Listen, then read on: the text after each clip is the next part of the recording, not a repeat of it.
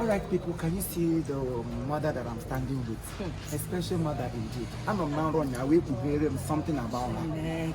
We zoom into YouTube where we are Panye Ebana Imperial Okaro Ebele. Sorry. Okay, Salomon.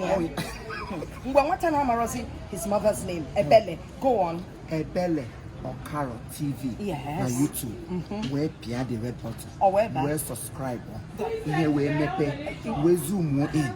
Where Baravanian Christmas. In the cat, we be na yala.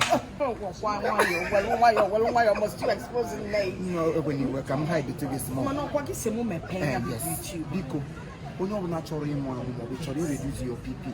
Just click on that red button. Yes. Ebele Okaro TV. On YouTube. On YouTube. You know, whatever the angle. If you make a honey, there's a be a can because if